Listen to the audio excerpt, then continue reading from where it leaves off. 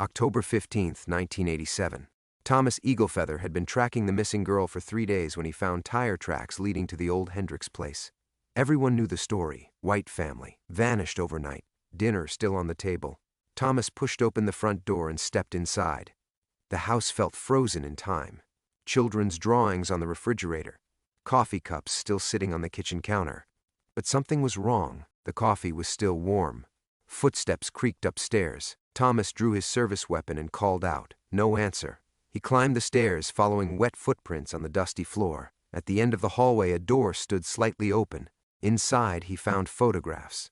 Dozens of them, all of his father. All taken the week he died. Someone had been watching. Someone had been waiting. And Thomas had just walked into 30 years of carefully planned revenge. Before we jump back in, tell us where you're tuning in from, and if this story touches you, make sure you're subscribed because tomorrow I've saved something extra special for you. Thomas's hands trembled as he studied the photographs scattered across the dusty bed. His father's face stared back at him from dozens of angles. Joseph Eaglefeather walking to his truck, talking with white men in suits, shaking hands outside the tribal council building. The final photo showed his father's body lying twisted beside his overturned pickup on Devil's Canyon Road. A floorboard groaned behind him. Thomas spun around, Colt. 45 raised, but the hallway stretched empty. Shadows danced in the afternoon light filtering through grimy windows. His heart hammered against his ribs as he backed toward the wall, keeping the doorway in sight. 30 years. Someone had been planning this for 30 years. He'd been 15 when his father died in that canyon. 15 when the tribal police ruled it an accident. 15 when the whispers started. Joseph Eaglefeather was drunk again. Lost control on the curve. What do you expect from a man who couldn't stay sober long enough to honor his badge? But Thomas knew better. His father hadn't touched alcohol in 3 years before his death. Had been attending AA meetings every Tuesday at the Methodist Church in White River. Had been working with federal agents on something he wouldn't discuss, something that kept him awake nights pacing their small trailer. A door slammed somewhere in the house. Thomas moved to the window and peered down at the yard. His Jeep sat where he'd left it, dust still settling around the tires. Beyond it, the desert stretched toward the Superstition Mountains, heat shimmers making the saguaro cacti dance like spirits. No other vehicles visible, but that meant nothing. Someone could have approached on foot, could have been waiting here for hours, days, or years. He gathered the photographs, stuffing them inside his jacket. His investigation into Sarah Yazzie disappearance had led him here, a 17-year-old honor student who'd vanished from the San Carlos reservation 3 nights ago. Her grandmother, Elena Yazzie, had saved enough money from her basket weaving to hire him, pressing crumpled 20s into his palm with shaking fingers. The tribal police, they say she ran away, Elena had whispered. But Sarah, she would never leave without telling me. Something happened to her, Thomas. Something bad. Thomas had taken the case because Elena reminded him of his own grandmother, because missing persons were his specialty, because he needed the money. He hadn't expected to find himself standing in a ghost house, staring at evidence that his father's death wasn't the accident everyone claimed. He moved toward the stairs, weapon still drawn. The house remained silent except for the settling of old wood and the whisper of wind through broken window seals. In the kitchen, he examined the coffee cups more carefully. 2 of them, both half empty. The coffee was indeed warm, maybe an hour old. On the counter beside them sat a plate of fresh tortillas wrapped in a clean dishcloth. Someone had been here recently. Someone who felt comfortable enough to make a meal. Thomas opened the refrigerator and found it fully stocked. Milk with tomorrow's expiration date, fresh vegetables, sandwich meat. The electricity worked, though the Hendricks family had supposedly abandoned this place in 1957. Someone had been maintaining it, keeping it exactly as it was the night Harold and Mary Hendricks disappeared with their 3 children. He remembered the stories from his childhood, the Anglo family who'd tried to make a go of farming this harsh land, who'd built this house with their own hands, who'd vanished one October night, leaving behind a table set for dinner and toys scattered on the living room floor. Some said Apaches had killed them for trespassing on sacred ground. Others claimed they'd simply given up and moved back east without bothering to sell. But now Thomas wondered if anyone had ever really looked for the truth. In the living room, he found children's toys arranged on shelves, a wooden horse, a rag doll, tin soldiers in neat rows. Everything covered in 30 years of dust except for one item, a small leather pouch decorated with beadwork he recognized immediately. Apache craftsmanship, his father's work. Thomas picked up the pouch with trembling fingers. Inside, he found a folded piece of paper yellowed with age. The handwriting was his father's. "If something happens to me, the truth is in the root cellar. Tell Thomas I'm sorry. Tell him I tried to do the right thing." The paper was dated October 12, 1957, 3 days before his father died. Outside, gravel crunched under tires. Thomas moved to the window and watched a black sedan approach the house, dust billowing behind it. The car stopped 50 yards away, and a figure stepped out.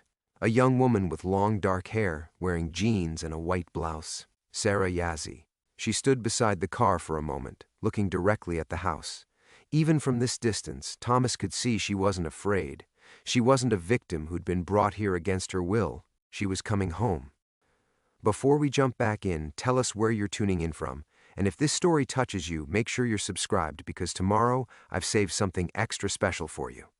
Thomas watched Sarah Yazzie through the dusty window, his father's note still clutched in his weathered hand. The girl stood motionless beside the black sedan, her dark hair catching the late afternoon sun like obsidian. Something about her posture, confident, unhurried, sent ice through his veins. This wasn't the frightened teenager Elena Yazzie had described, the honor student who'd never left the reservation without permission. The leather pouch in his other hand felt warm against his palm, as if his father's spirit still lingered in the careful beadwork. Joseph Eaglefeather had been known throughout San Carlos for his craftsmanship, creating pouches and belts that told stories in geometric patterns passed down through generations. Thomas had inherited none of that skill, only his father's stubborn sense of justice and the weight of his unexplained death. Tell Thomas, I tried to do the right thing. At 15, Thomas had been too young to understand what the right thing might have cost his father, too angry to ask the right questions, too ashamed of the whispers that followed him through the halls of White River High. Drunk Indian, apple doesn't fall far from the tree, what do you expect from that family? He'd left the reservation 3 days after his high school graduation, carrying nothing but a duffel bag and his father's service weapon. Spent 20 years in Phoenix working cases for families who could afford justice, sending money home to his grandmother but never visiting, never allowing himself to remember the sound of his father's laugh or the smell of sage smoke in their small trailer. Sarah hadn't moved from beside the car. She seemed to be waiting for something or someone. Thomas studied her face through the cracked window glass, noting the sharp cheekbones and wide-set eyes that marked her as Yazzie clan. Elena's granddaughter, raised on traditional stories and government commodity food, scholarship student bound for Arizona State in the fall. Except Elena had been lying about something. Thomas felt it in his bones now, the same instinct that had made him one of the best private investigators in Phoenix. Families only lied when the truth was more dangerous than deception. His cell phone buzzed against his hip. No signal this far into the desert, but a text message had finally pushed through. He glanced at the screen and felt his blood turn to sand. Tommy, where are you?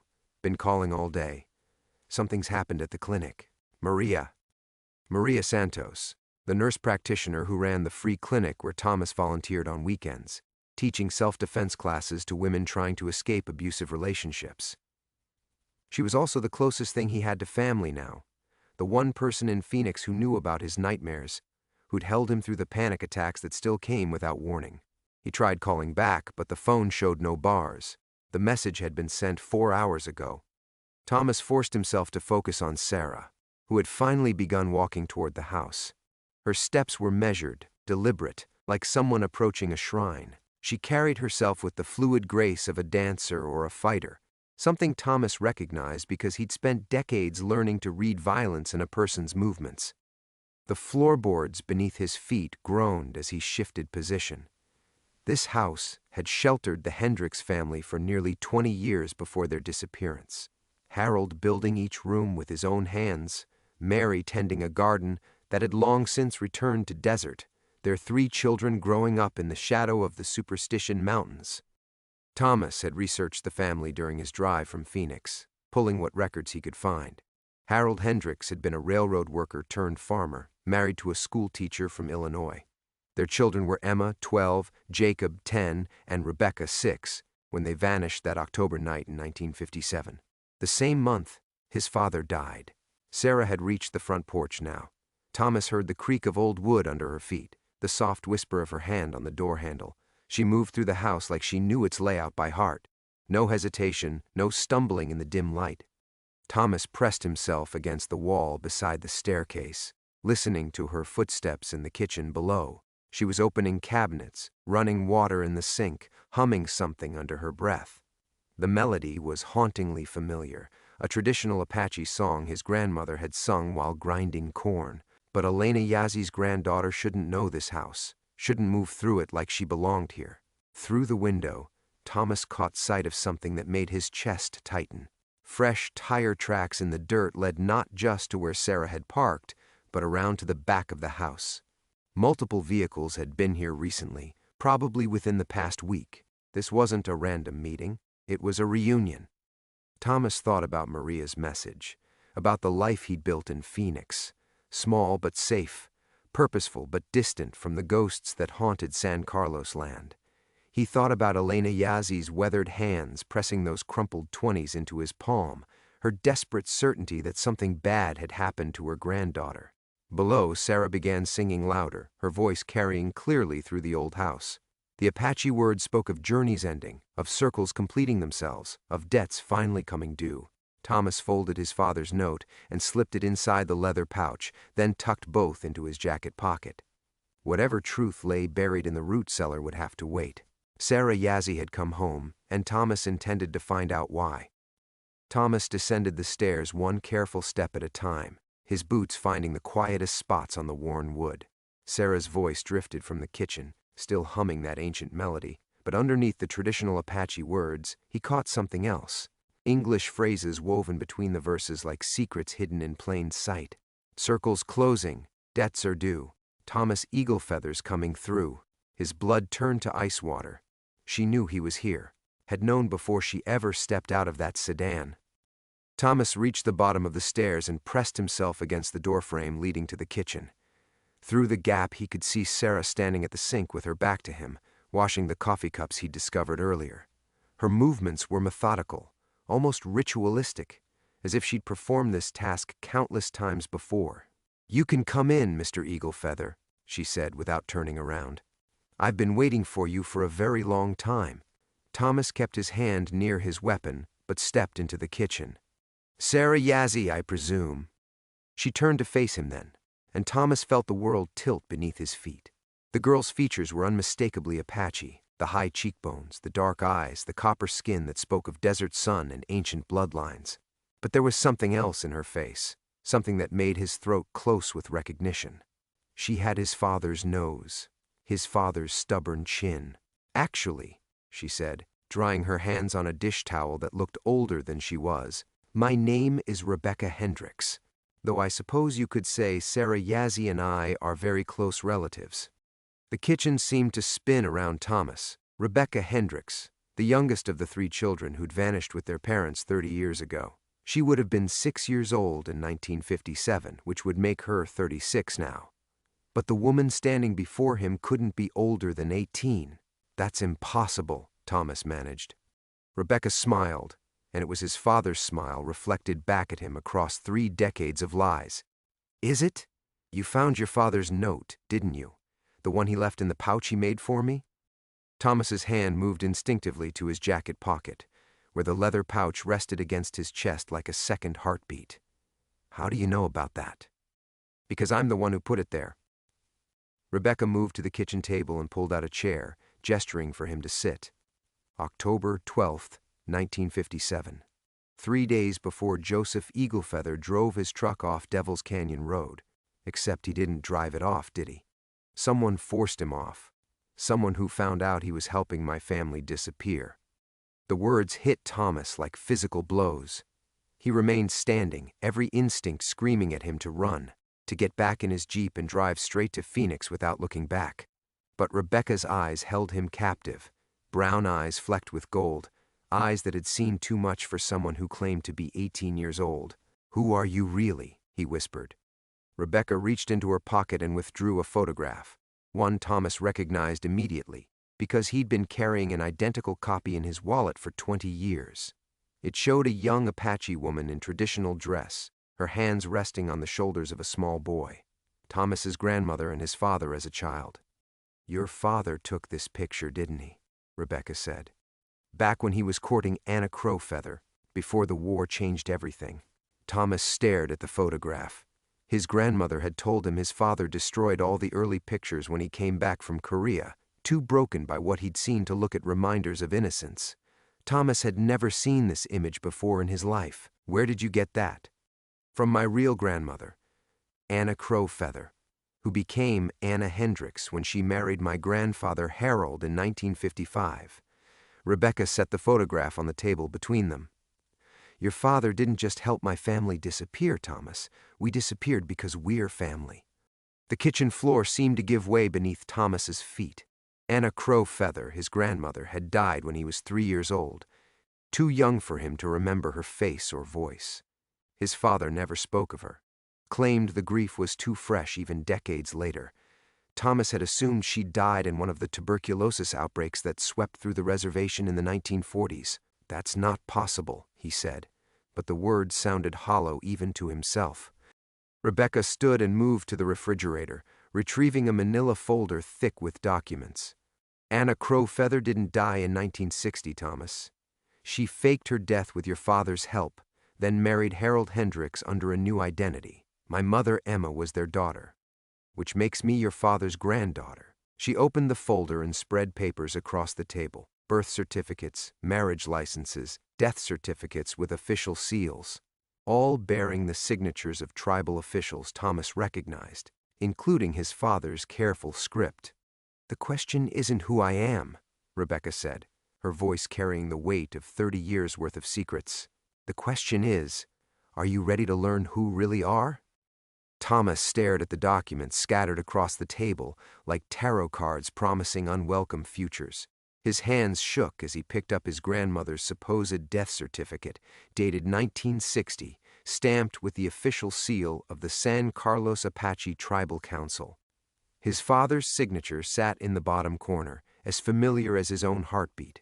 "This is forgery," he said, but his voice cracked on the words. "Some elaborate con to—" "To what?" Rebecca's laugh held no humor. "To inherit a dead woman's trailer and her collection of commodity flour? To claim kinship with a man who died drunk in a canyon?" She leaned forward, and Thomas saw flecks of gold in her brown eyes that matched his own. "I've been Sarah Yazzie for 3 months, Thomas, living in her grandmother's house, sleeping in her bed, learning her memories. Do you know how exhausting it is to be someone else?" Thomas backed toward the door, every nerve screaming danger. "Elena hired me to find her granddaughter." "Where is Sarah? What did you do to her?" "Sarah Yazzie never existed." Rebecca's voice carried a weariness that seemed impossible for someone her age. "Elena needed a granddaughter to hire you, to bring you here. She's been waiting 30 years for the right moment." The kitchen walls felt like they were closing in. Thomas thought of Elena's weathered hands, her desperate tears, the crumpled 20s she'd pressed into his palm. All of it performance. All of it lies designed to lure him to this cursed place. "Elena's part of this," he said. It wasn't a question. "Elena's my grandmother's sister, was Anna Crowfeather's sister." Rebecca touched the photograph with reverence.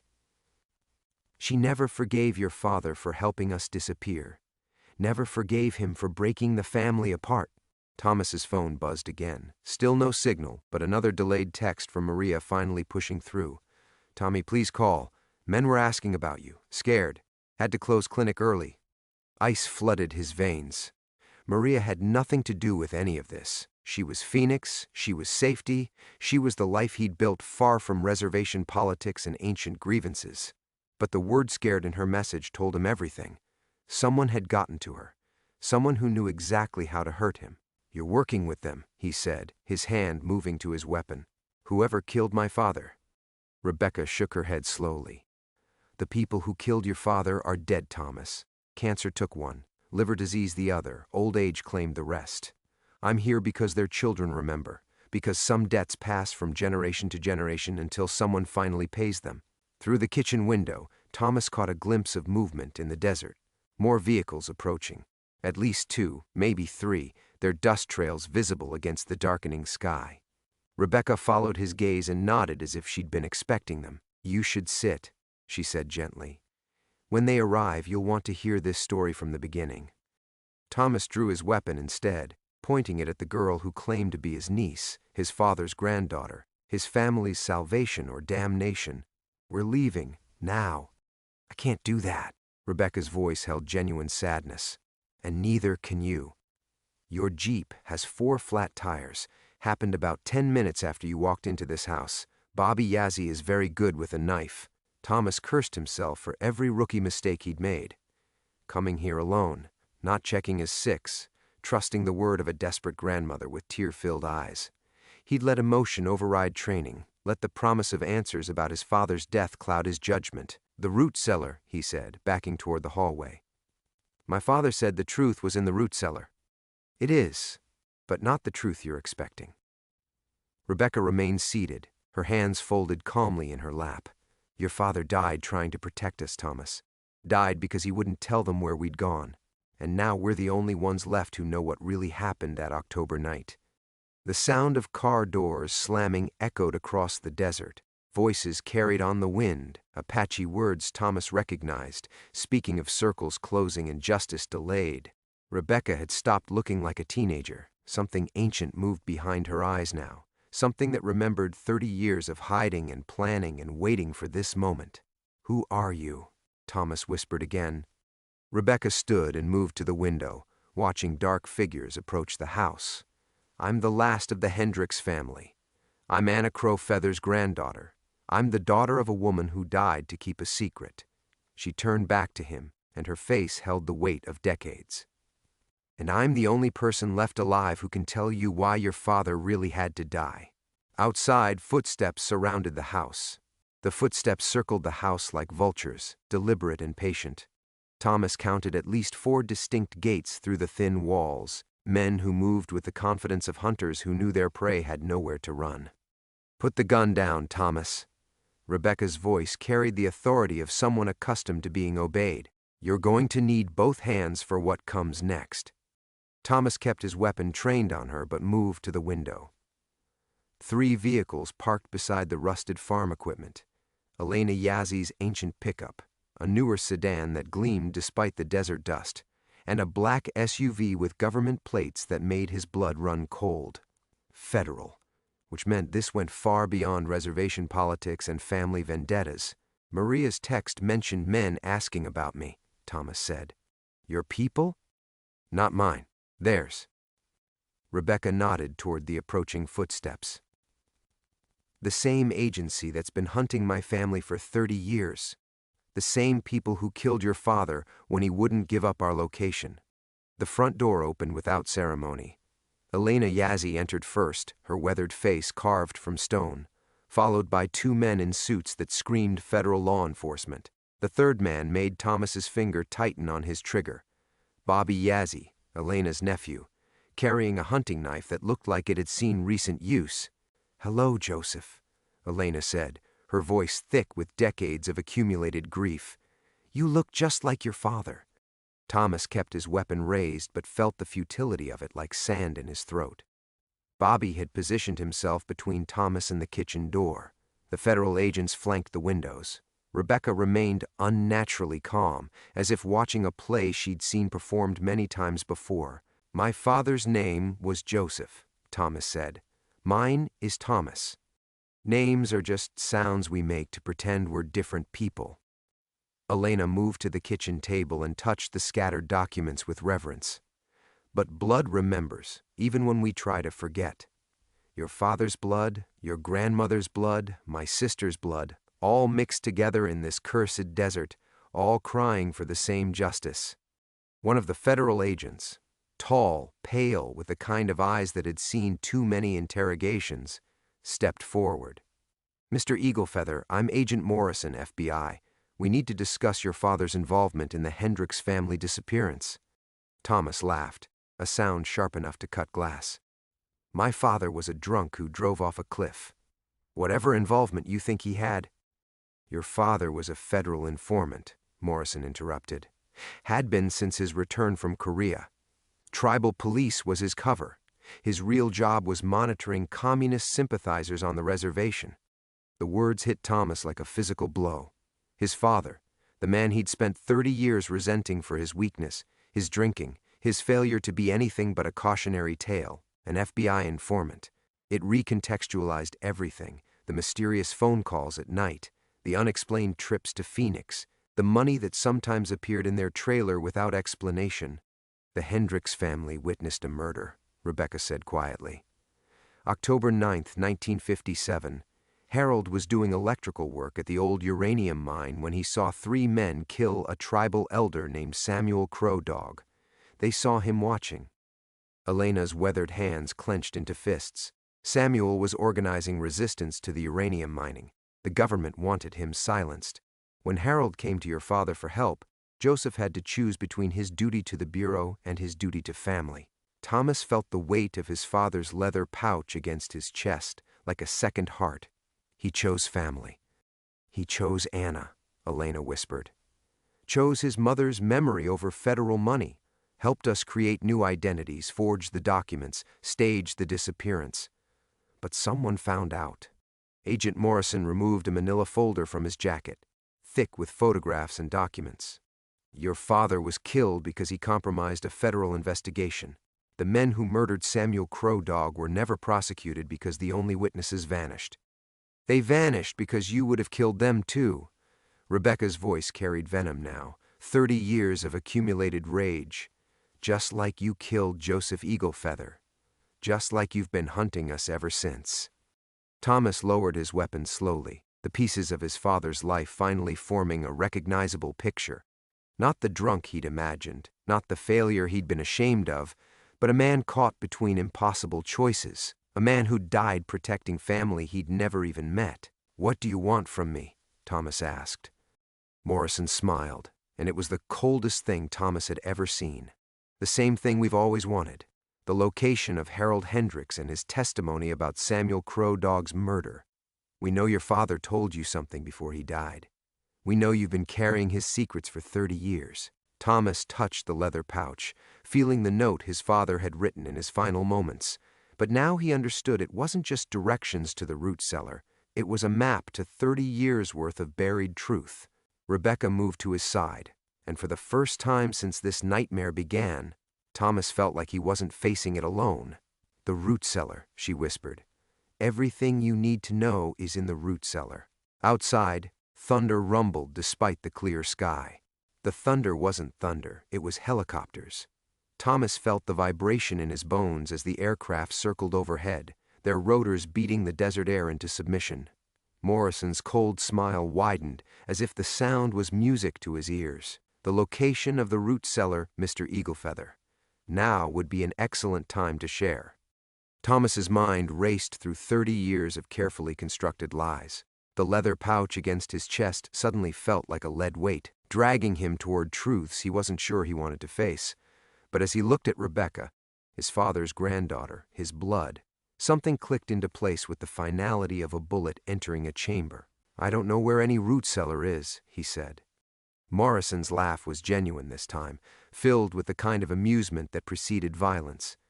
30 years we've been patient, Mr. Eaglefeather.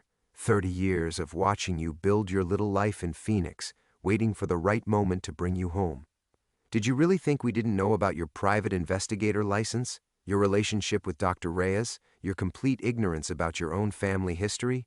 The mention of Maria's name made Thomas's blood freeze.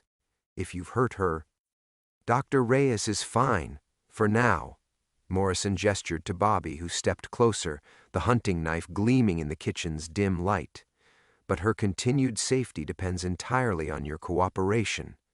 So I'll ask one more time, where did your father hide Harold Hendricks?" Thomas opened his mouth to repeat his denial, but Rebecca's hand suddenly gripped his arm with shocking strength. Her fingers dug into his flesh like talons, and when he looked down at her face, he saw something that made his world tilt sideways. She was aging, not quickly but visibly, lines appearing around her eyes, gray threading through her black hair, her smooth skin developing the weathered texture of someone who had lived through decades in the desert. As he watched in horror, the 18-year-old girl transformed into a woman in her 30s, then 40s, then— "Stop looking," she whispered urgently. "They can't know." But it was too late. Morrison had seen Thomas's expression, and his cold smile transformed into something predatory. "Ah, the family resemblance is becoming clearer, isn't it?" Elena stepped forward, her weathered face etched with a grief so deep it seemed carved from stone. "Tell him, Rebecca. Tell him what you really are." Rebecca's grip on Thomas's arm loosened, and when she spoke, her voice carried the weight of decades. "I'm not Harold Hendricks's granddaughter.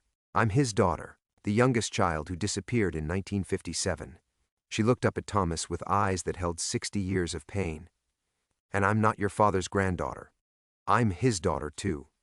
The kitchen floor seemed to give way beneath Thomas's feet. The math was impossible. The timeline made no sense. But Rebecca's face, now clearly that of a woman in her 60s, bore unmistakable traces of his father's features alongside the Hendricks family characteristics. "That's impossible," Thomas breathed. "Is it?"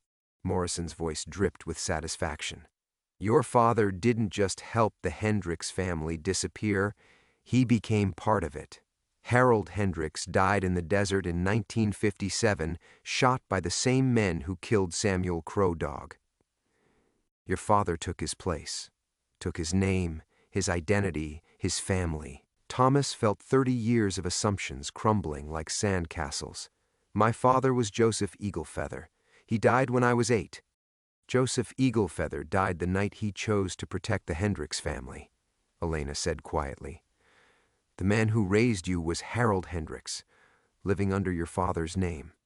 Rebecca, 60 years old now, her transformation complete, reached into her pocket and withdrew a driver's license. The photograph showed a middle-aged Apache man with Thomas's eyes and his father's stubborn chin.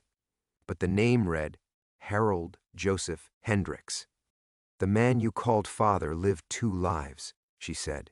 Joseph Eaglefeather, the federal informant who died protecting his family, and Harold Hendricks, the witness who saw too much and had to disappear." She touched Thomas's face with fingers that trembled with age. "You're not Joseph's son, Thomas. You're his adopted son. Harold Hendricks raised you after your real parents died in a car accident when you were 3. Thomas staggered backward, his weapon forgotten. Every memory of his childhood suddenly felt like someone else's life. His father's strange knowledge of electrical work, the way he sometimes forgot Apache words he should have known, the drinking that started when Thomas asked too many questions about their family history. Morrison stepped closer, his arrogance finally showing through his professional facade. "Families are just stories we tell ourselves to make sense of chaos, Mr. Eaglefeather. Your story ends here." Rebecca smiled, and it was his father's smile, whichever father he'd actually known. "No, Agent Morrison, your story ends here, because Thomas isn't the one who knows where the real evidence is hidden." She looked directly at Elena, whose weathered face transformed with the terrible satisfaction of a woman who had waited 60 years for justice. "I am." The silence that followed Rebecca's declaration stretched like a wire about to snap. Thomas watched Elena's weathered face transform, decades of carefully buried rage surfacing like oil through cracked earth. Morrison's confident smile faltered for the first time since he'd entered the farmhouse. "You're lying," Morrison said, but his voice carried the hollow ring of a man whose certainty had just cracked down the middle. Elena stepped forward, her movements suddenly predatory despite her age. 60 years, Agent Morrison. 60 years I've carried my sister's secrets, watching you hunt shadows while the real evidence sat buried under your noses." Her laugh was bitter as winter wind. "You thought Harold told Joseph everything before he died. You were wrong." Thomas felt reality shifting around him like sand in a windstorm. Nothing he'd believed about his life remained solid. The father who'd raised him was a dead man's ghost. His own identity was built on lies stacked like cards in a desert breeze. But as he looked at Rebecca, his sister, his father's daughter, a woman who'd somehow lived 60 years in the space of 30, he felt something harder than confusion settling in his chest: anger. Pure, clean anger at being used as a pawn in a game that had started before his birth. "Where?" Morrison demanded, his professional mask finally slipping to reveal the desperation beneath. "Where is the evidence?" Elena smiled, and Thomas saw his father's stubbornness reflected in every line of her face. "Anna told me where Harold hid Samuel Crow Dog's real testimony. Not just what he saw that night, but recordings he made. Names, dates, the whole government conspiracy to silence tribal resistance to uranium mining." She paused, savoring Morrison's growing panic. "Including the names of federal agents who ordered the killings." Bobby Yazzie shifted nervously, his knife hand trembling. Through the kitchen windows, Thomas could see more figures moving in the gathering darkness. The helicopters had landed somewhere beyond the ridge, their rotors still spinning like mechanical vultures waiting for carrion. "The root cellar," Thomas said quietly, understanding finally dawning. "It was never about what my father hid there. It was about what Harold Hendricks hid there before he died." Rebecca nodded, her aged face heavy with exhaustion. Harold knew they would kill him, spent his last week digging, hiding, preparing. When Joseph found his body, he also found Harold's final message. She touched the leather pouch hanging around Thomas's neck. "That note your father gave you? It's not directions to the evidence, it's Harold's confession, written in his own blood." Thomas's hand moved instinctively to the pouch, feeling the folded paper inside with new understanding. His father's dying gift wasn't directions. It was testimony that could destroy careers, topple government officials, rewrite the history of federal crimes against tribal nations. Morrison's composure cracked completely. "Give me that note." "No." The word came from Thomas's mouth with surprising force. He drew his weapon again, but this time he pointed it directly at Morrison's chest.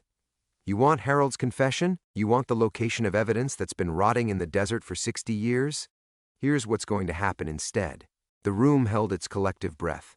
Outside, Thomas could hear vehicles approaching. More federal agents, more complications, more people who wanted to bury the truth along with anyone who threatened to expose it. But Thomas was done running from his father's secrets. Done carrying shame for a man who died protecting family he barely knew. Done being a pawn in other people's games. "Rebecca," he said without taking his eyes off Morrison. "How long do we have?" She glanced toward the window, calculating. 10 minutes, maybe 15 before they surround the house completely. Elena moved to the kitchen table and began gathering the scattered documents. "There's another way out. Harold built more than just a root cellar. He built an escape route. Tunnel that leads to the old mine shaft. Comes up near the ridge." Morrison laughed, but the sound was strained. "You think you can just walk away from this? We know where Dr. Reyes lives. We know about your apartment in Phoenix, your clients, your whole carefully constructed life." Thomas felt the weight of impossible choices settling on his shoulders like his father's ghost. Save Maria and submit to Morrison's demands, or pursue justice and risk losing everything he'd built in the outside world. But as he looked at Rebecca's weathered face, his sister's face, aged by decades of hiding, he realized the choice had already been made. Not by him, but by a man named Harold Hendricks, who died trying to protect the truth. By his father Joseph, who'd given up his identity to honor a stranger's sacrifice. By Elena, who'd spent 60 years planning this moment. "Maria will have to take care of herself," Thomas said quietly. "Some things are more important than safety." Morrison's face went pale. "You're making a mistake." Thomas smiled, and it felt like his father's smile. "Maybe, but it's my mistake to make." Rebecca touched his arm gently. "The tunnel entrance is behind the kitchen pantry. Are you ready to see what Harold died protecting?" Outside, the sound of approaching vehicles grew louder. Thomas stepped toward the kitchen pantry, his weapon still trained on Morrison, but Elena's weathered hand suddenly caught his wrist.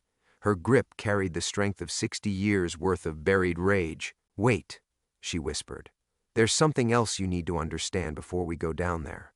Morrison's laugh cut through the tension like broken glass. "Yes, Thomas. Let's discuss what else your family has been hiding. Tell him about the real reason Harold Hendricks had to die. Tell him about the uranium. Rebecca's aged face went pale. Elena, don't. He deserves to know. Elena's voice carried the weight of decades. The uranium mine wasn't just poisoning the land, Thomas. It was poisoning the people. Samuel Crow Dog didn't just oppose the mining. He had evidence that the government knew the ore was contaminated with something else, something that made people sick in ways the doctors couldn't explain. Thomas felt the final pieces of his father's story clicking into place like bullets sliding into a chamber. The children who disappeared from the reservation, the cancer clusters, the birth defects. Harold was an electrician, but he was also a veteran, knew enough about radiation to recognize the symptoms. Elena's grip tightened on his wrist. When he saw them murder Samuel, it wasn't just about silencing tribal resistance. It was about burying evidence of what the mining was doing to Apache families. Morrison's confident facade cracked further. 60-year-old conspiracy theories won't hold up in court. Blood samples will, Rebecca said quietly. Harold collected them, stored them in that root cellar along with his recordings. Samples from children who got sick, medical records the government destroyed, testimony from families who were paid to stay quiet. She looked directly at Thomas. Samples from your real parents, the ones who died in that car accident when you were 3. The kitchen floor tilted beneath Thomas's feet. They didn't die in a car accident. Radiation poisoning, like dozens of others who worked near the mine. Elena's voice was barely a whisper. Harold and your father, Joseph, they figured it out too late to save your parents, but not too late to save you. Outside, the sound of vehicles stopped. Through the kitchen windows, Thomas could see dark figures positioning themselves around the farmhouse. Morrison's backup had arrived, and they were running out of time. But Thomas found himself frozen by the magnitude of what he'd learned. His entire life had been built on graves. His real parents, dead from government negligence. Harold Hendricks, murdered for trying to expose the truth. His adoptive father, Joseph, killed for choosing family over federal loyalty. And himself, carried through it all as living evidence of crimes too large for any individual justice. The pantry, Rebecca urged. We have to go now. Thomas moved toward the kitchen pantry, but Morrison's voice stopped him cold. One more step and Dr. Reyes dies tonight. Not eventually, not if you don't cooperate, tonight. I have people positioned outside her apartment right now. The threat hit Thomas like a physical blow. Maria, sleeping peacefully in Phoenix, unaware that her connection to him had painted a target on her back. The woman who'd helped him build a life beyond the reservation's ghosts, about to pay for his family's buried sins. Bobby Yazzie shifted nervously, his knife catching the kitchen light. Thomas, man, just give them what they want. This isn't worth dying for. But Elena was already moving, her weathered hands working at something behind the pantry shelves. The sound of grinding metal filled the kitchen as a section of the wall swung inward, revealing darkness that seemed to breathe with the weight of buried secrets. 60 years, she said, turning to face Morrison with eyes that held no fear. 60 years I've waited for someone brave enough to carry the truth back to the world. She looked at Thomas with something approaching pride. Your father would be proud, both of them. Morrison raised his own weapon, his professional mask completely gone now. Nobody leaves this house. The evidence stays buried, the families stay quiet, and we clean up this mess the way we should have 60 years ago. Thomas felt his father's leather pouch against his chest, heavy with Harold Hendricks' blood-written confession. He thought about Maria sleeping in Phoenix, about the Apache children who died from contaminated uranium, about Samuel Crow Dog, murdered for trying to protect his people, about his adoptive father Joseph, killed for choosing love over duty. The choice crystallized with perfect clarity. Rebecca, Elena, go. Get to the mine shaft. Thomas kept his weapon trained on Morrison but stepped sideways, positioning himself between the federal agent and the hidden passage. I'll buy you time. Thomas, no. Rebecca reached for him, but he shook his head. Some stories need to end, he said quietly. Others need to begin. Take Harold's evidence to the tribal council, to the newspapers, to anyone who'll listen. Make sure the dead finally get their justice. Outside, Tactical teams were moving into position. Inside, 2 old women and 1 Apache private investigator faced down 60 years of buried government crimes. Thomas smiled his father's smile and prepared to make his stand. The first shot came through the kitchen window, not from Morrison, but from the tactical team outside. Glass exploded across the farmhouse floor like scattered stars, and Thomas dove sideways, pulling Rebecca and Elena down with him. In the chaos, Morrison's weapon discharged into the ceiling, plaster raining down like snow. The tunnel, Elena gasped, blood trickling from a cut on her forehead. Now! Thomas fired twice toward the shattered window, buying precious seconds as the 3 of them scrambled through the hidden passage. The darkness beyond was absolute, but Elena moved with the confidence of someone who'd planned this route for decades. Behind them, voices shouted commands and boots thundered across the farmhouse floor. The tunnel stretched for what felt like miles but was probably only hundreds of yards, carved roughly through desert stone and shored up with rotting timber that groaned ominously overhead. Thomas's flashlight beam revealed Harold Hendricks's final sanctuary, not just an escape route but a repository. Metal containers lined the tunnel walls, sealed against 60 years of desert moisture. Documents, photographs, glass vials that glowed faintly in the darkness. "The blood samples," Rebecca whispered, her aged hands trembling as she gathered armfuls of evidence. Everything Harold died protecting. They emerged from the mine shaft into dawn light that seemed impossibly bright after the tunnel's darkness. The desert stretched around them in all directions, beautiful and merciless as justice itself. Behind them, smoke rose from the direction of the farmhouse. Morrison's people had found the entrance, but they were too late. Elena pressed a metal container into Thomas's hands. "Samuel Crowdog's voice," she said simply, "recorded the night before they killed him. 60 years of silence ends today." Thomas looked down at the container, feeling the weight of history in his palms. Then he looked at Rebecca, his sister, his father's daughter, a woman who'd aged 6 decades in a single night. "What happens now?" She smiled, and it was his father's smile, but peaceful in a way Joseph Eaglefeather's had never been. "Now we go home, to the reservation, to our people." She touched his face gently, to tell the truth. 6 months later, Thomas sat on the porch of his father's old house on the reservation, watching the sunset paint the desert the color of Harold Hendricks's blood-written confession. The national news had moved on to other scandals, but the changes here were profound and lasting. The uranium mine had been permanently closed. Federal reparations were flowing to affected families. Morrison and 3 other agents had been indicted. Maria sat beside him, her hand warm in his. She'd forgiven him for the danger he'd brought to her door, though the nightmares still woke her sometimes. "Any word from Rebecca?" Thomas shook his head. His sister, he still struggled with that word, had disappeared again after testifying before Congress. Some said she'd gone back to her desert wanderings. Others claimed she'd finally died, that the aging she'd experienced that night in the farmhouse had been her body catching up to its true years. But Thomas believed she was simply at peace. For the first time in 60 years, at peace. The leather pouch still hung around his neck, though now it carried different papers. Not Harold's blood-written confession that was framed in the Tribal Museum alongside Samuel Crowdog's restored photograph, but letters from families whose loved ones had finally received justice. Thank you notes from children whose medical care was now covered by federal settlements. Pictures from Rebecca's granddaughter, a young woman who looked exactly as Rebecca had when Thomas first met her. Elena had died peacefully in her sleep 3 months after their escape from the farmhouse. Her funeral had been attended by hundreds, though most of them had never known her real name or the burden she'd carried. Thomas had spoken at the service, telling the story of a woman who'd spent 60 years planning one perfect moment of justice. "Do you ever regret it?" Maria asked quietly. "Walking away from your old life?" Thomas considered the question, watching a hawk circle overhead.